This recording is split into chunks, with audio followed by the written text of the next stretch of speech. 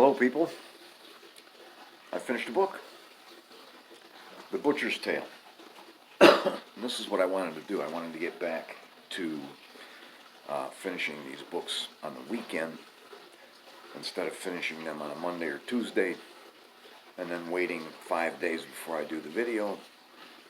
And I don't like to do them during the week because not only is it dark when I get home from work, but I'm too busy after work to do, to take 10 minutes and do this.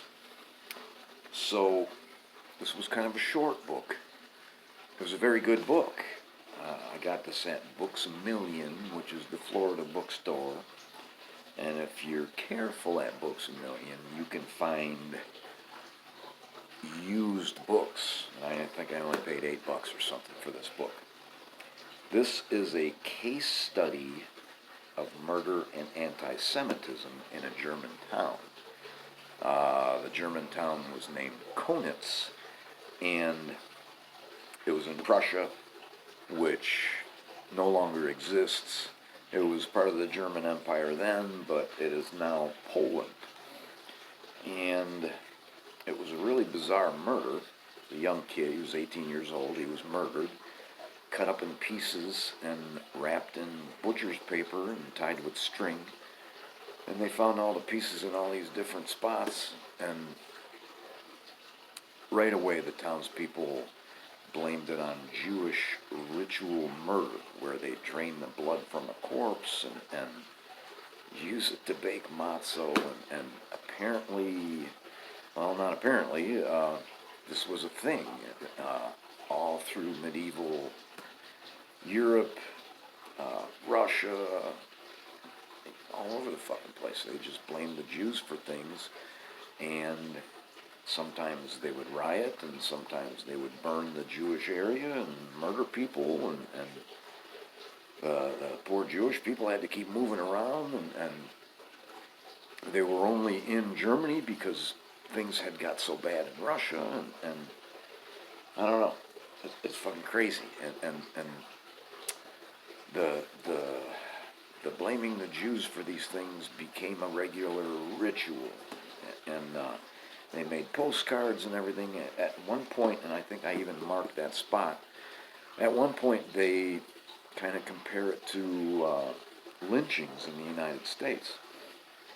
The beginning of the book talks about the murder itself and how people came to blame the Jews, and how there was all these false witnesses that saw things. The middle of the book is kind of a history of these things followed the same kind of script in all these different towns, for 500 years. It gives you a real good history on that.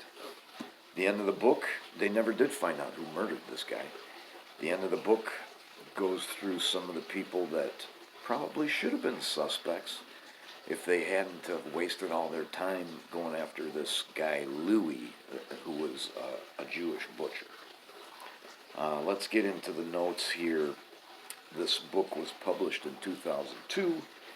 It is 216 pages, and I go right to the second paragraph on page 93.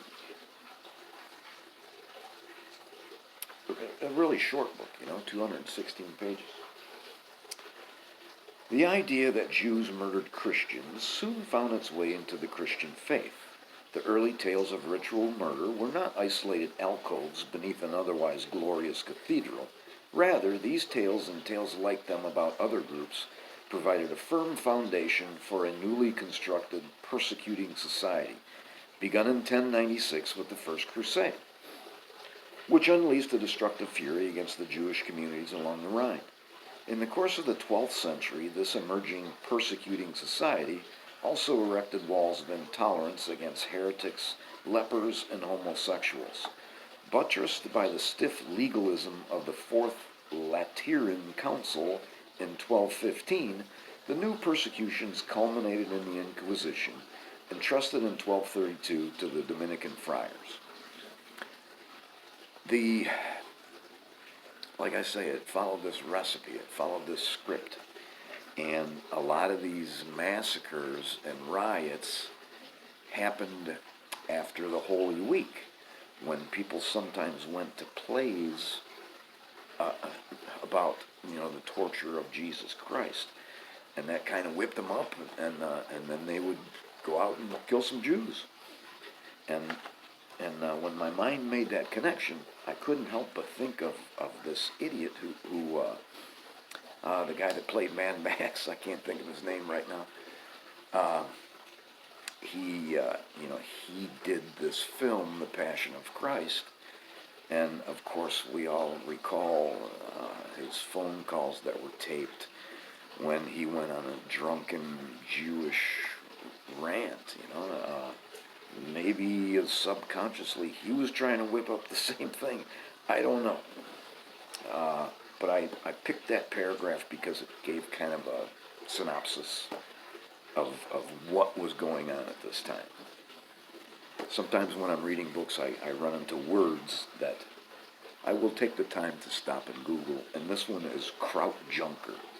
And Kraut Junker is simply a nobleman who lives out in the countryside, and he may be a nobleman, because his family was, but he's uneducated, and he's a nobleman in name only. We all know what Junker is. That was kind of associated with Prussia. Not only were the Jews persecuted because, my next note here is called Torture of the Host, and I wrote LOL after that.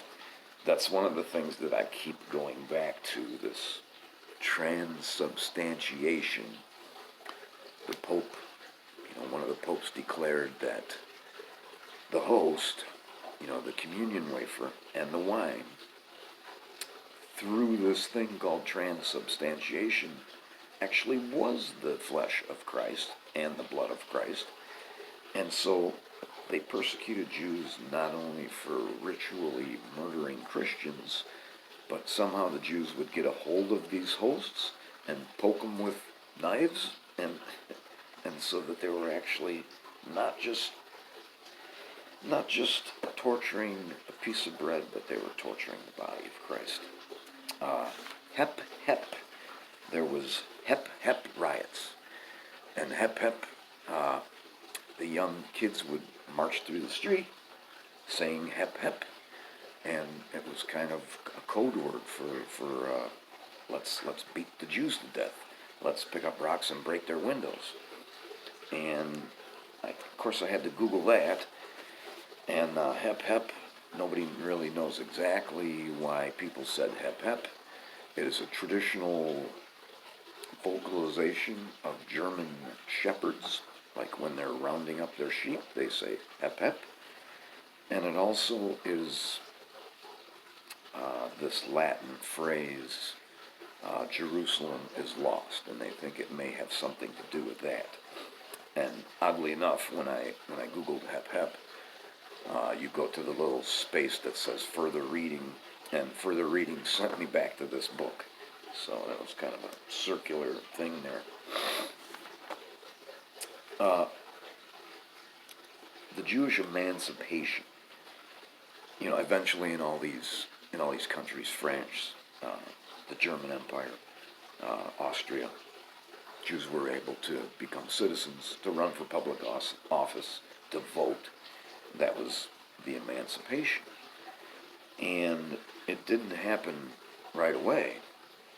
So twice in the book it mentions a Jewish delegation that went to the Congress of Vienna in 1814.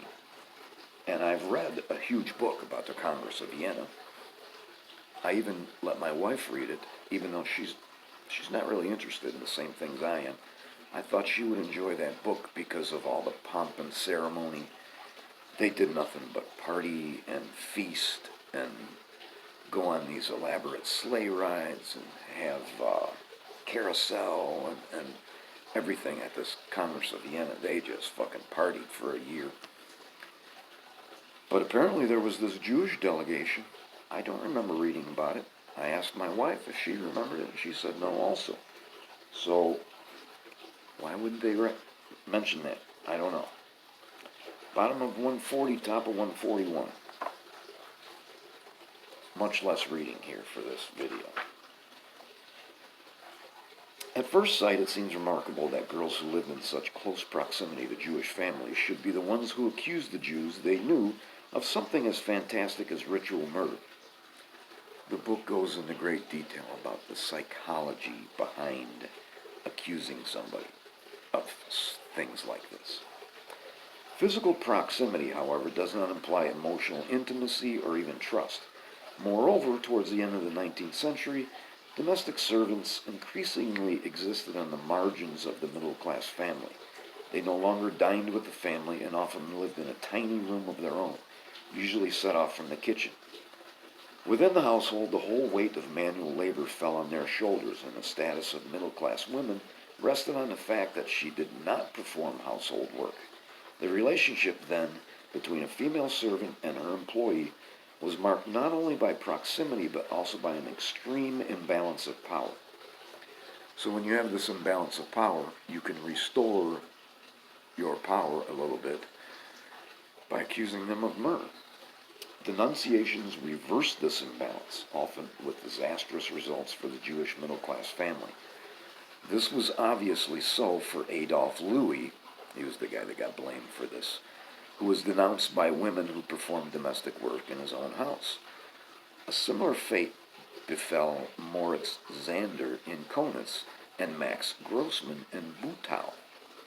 Virtually no Jew in the region was immune. What else do I have here? This is a really good book. If you see it, get it. Some of the people that testified against Louis, they were upstanding citizens. They had no reason to lie. And there's this guy named Eulenberg who postulated this thing called retroactive hallucination. And retroactive hallucination, you really believed that you saw this or you heard somebody say this because your mind is playing tricks on you. You've heard the story so many times, you begin to picture it in your head, and eventually you begin to picture yourself being there. And I can kind of understand this because as a kid, things happen to you as a kid, and if it's a funny story, you hear your parents tell the story, you hear your brothers and sisters tell the story, until you remember it actually happening, and you obviously were much too young to remember that. Top of page 1, is that 120? It's must be 176.